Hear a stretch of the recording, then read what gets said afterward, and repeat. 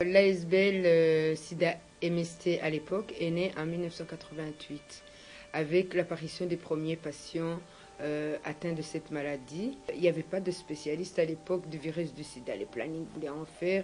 Il fallait une personne ou une ASBL qui prenne en main les choses. Et ça a été l'ASBL SIDA IST grâce au docteur Legrand, infectiologue du CHU de Charleroi.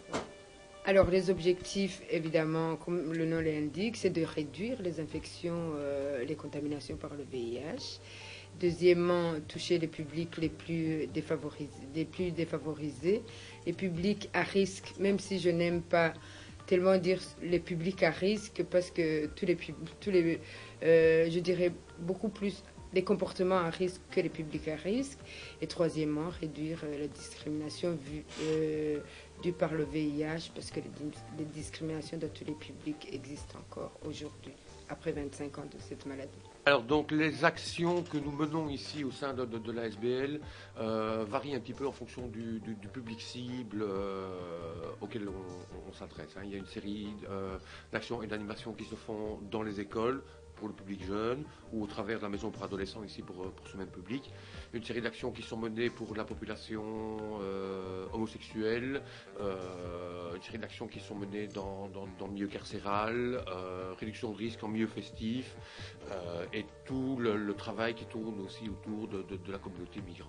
Donc on a organisé ici à l'automne dernier une journée santé destinée de façon très particulière à la communauté africaine des environs ici de Charleroi et Mons, dont on a l'affiche ici et dont je vais laisser parler Tarsis puisqu'il a été l'un des principaux organisateurs de cet événement.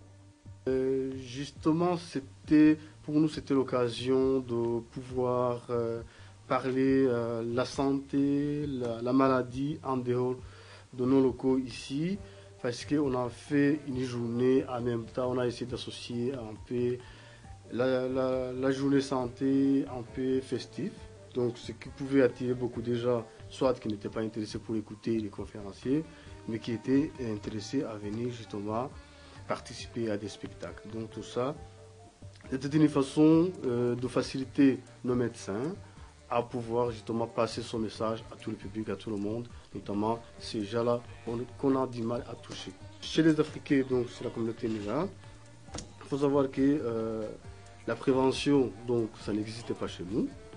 On va voir le médecin quand on est vraiment malade. Et quand on est malade, c'est que c'est trop tard. Deuxièmement, il y a les croyances. Donc il y a un blocage de croyances qui fait que, voilà, quelqu'un qui est croyant, il ne peut pas avoir la maladie parce que justement, chez eux, c'est égal comme une punition. Donc voilà, il y a la croyance aussi qui bloque, qui fait qu'on a du mal à passer le message de prévention. Je le sais, sa façon d'être à moi parfois vous déplaît. Autour d'elle et moi le silence se fait, mais elle est ma préférence à moi. Lorsque notre message de prévention est bien passé, que la personne est convaincue qu'elle remplit les conditions. 1. J'ai eu un partenaire, je ne me suis pas protégée, j'ai changé de partenaire ou le préservatif a craqué. La seule chose à faire, c'est téléphoner chez nous. Téléphoner chez nous et prendre rendez-vous parce qu'on le fait sur rendez-vous. Le dépistage ici à l'ASBL est anonyme et gratuit. Qu'est-ce qu'on peut souhaiter à votre ASBL pour 2011 ? Ce que nous on souhaite réellement au travers des actions qu'on mène quotidiennement, c'est réellement que les gens puissent entendre le message qu'on fait passer et puissent entendre le message de prévention et de protection. On peut oser souhaiter qu'il y ait le vaccin.